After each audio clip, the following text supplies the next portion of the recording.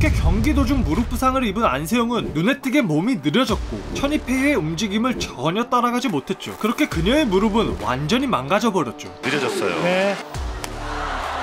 지금 못 따라가네요 지금. 그리고 그런 모습을 본 관중석에 있던 어머니는 안세영을 향해 이렇게 소리쳤습니다.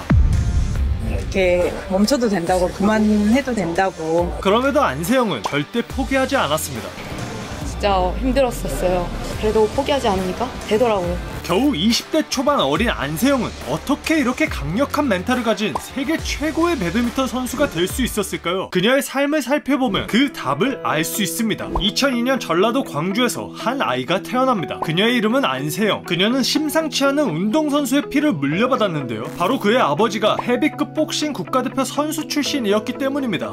복싱 국가대표 선수였어요. 조금의 피는 흐르지 않나 싶어요. 당시 안세영의 부모님은 모두 배드민턴 생활체육을 하고 있었는데요. 부모님이 생활체육을 하셨는데 그때 자연스럽게 배드민턴을 접하면서 시작하게 됐었던 것 같아요. 그렇게 본격적으로 배드민턴을 시작한 안세영은 단 1년 만에 배드민턴 천재의 모습을 보여주었습니다. 이렇게 일찍 재능을 발견한 안세영은 승승장구할 것 같았지만 사실은 그 반대였습니다. 시작하자마자 그녀는 배드민턴을 그만둘 위기에 처하는데 이제 초등학교 2학년 때 좀 운동을 그만두고 싶다는 생각을 좀 했었어요. 그 이유는 본격적으로 운동을 배우다 보니까 그냥 즐길 때와는 다르게 너무 힘들었기 때문입니다. 그때 100년 만에 나온 배드민턴 인재를 이렇게 쉽게 놓칠 수 없다고 판단한 초등학교 선생님은 공부를 싫어하는 안세영의 심리를 공략하는데, 제가 근데 공부를 되게 싫어해서 이제 초등학교 때 감독님께서 그래서 뭐 공부로는 세계 1등 못하는데 배드민턴으로는 세계 1등 시켜주시겠다고 하셔서 마음을 잡고 이제 시작하게 됐던 거죠. 그렇게 안세영은 초등학교 2학년 때부터 공부 세계 1등 대신 배드민턴 세계 1등이라는 꿈을 꾸기 시작했습니다. 그리고 곧바로 초등학교에서는 적수가 없기로 전국적으로 이름을 떨치기 시작했죠.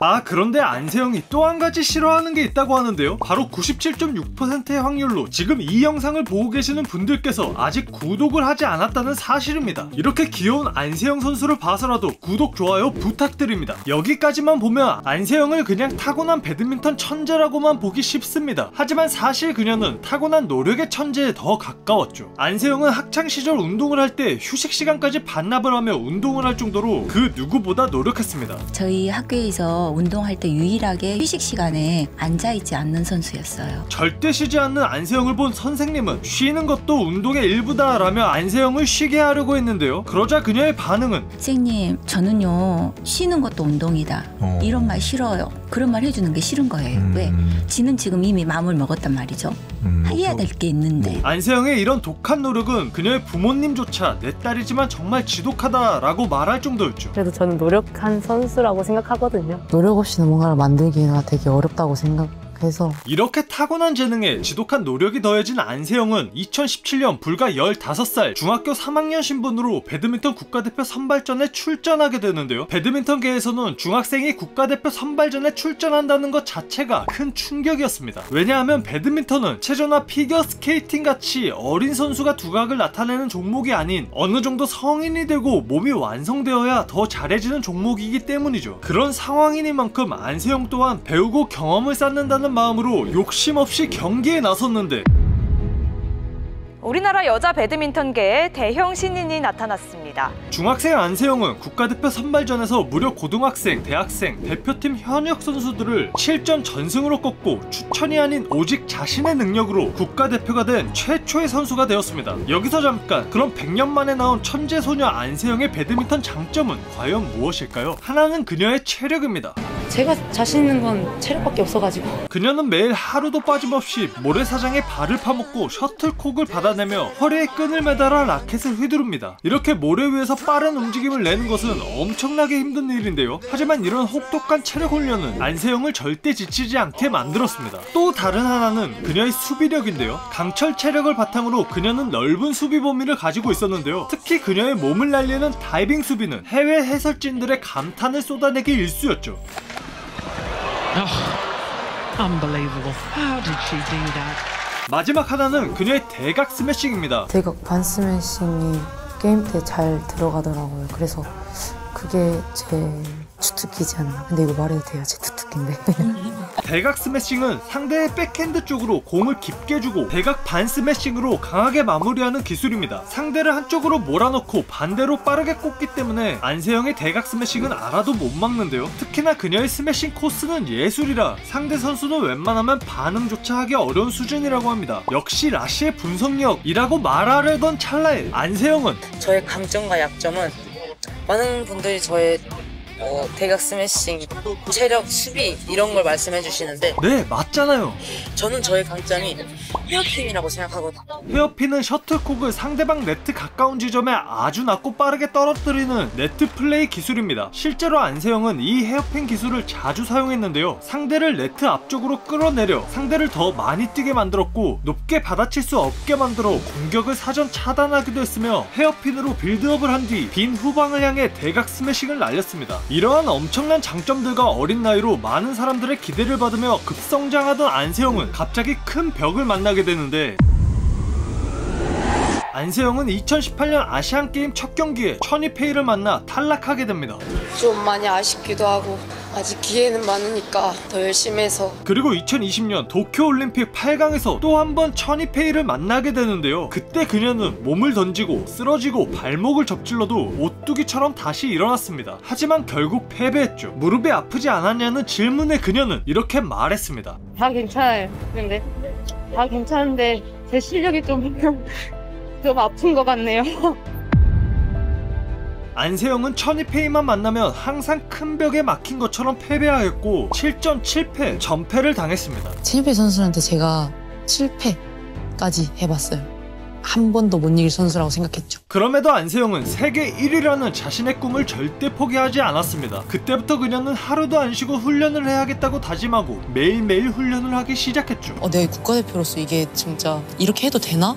이 생각이 들 정도로 너무 창피했었어서 그때부터 이제 하루도 안 쉬고 운동을 해야겠다. 그리고 7.8기의 마음으로 말레이시아 마스터즈 결승에서 다시 천이페이를 만나게 되는데 그대로 넘지 못하면서 대한민국의 안세영이 말레이시아 마스터즈 우승을 차지합니다. 이제 한 번도 못 이겨본 선수는 없다라는 말을 꼭 드리고 싶습니다. 안세영과 천이페이의 진짜 싸움은 이제부터 시작이었습니다. 2022년 천이페이의 홈인 중국에서 항저우 아시안게임이 열리게 되는데요. 역시나 안세영과 천이페이는 결승전에서 또다시 만나게 됩니다. 물이 오를 대로 오른 안세영은 1세트를 무난하게 가져갔는데요. 그런데 갑자기 무릎 쪽이 좀 좋지 않나요?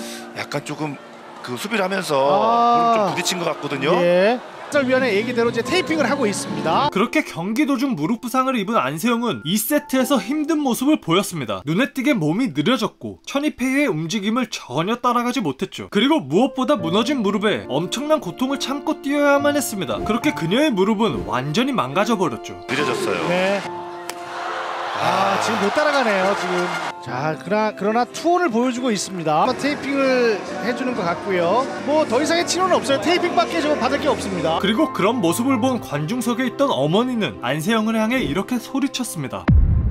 이렇게 멈춰도 된다고, 그만해도 된다고. 그럼에도 안세영은 절대 포기하지 않았습니다. 그리고 얼마 지나지 않아 3세트 천이페이의 체력을 빼려고 한 안세영의 작전이 극적으로 통하게 되는데요. 3세트 천이페이의 움직임은 둔해졌고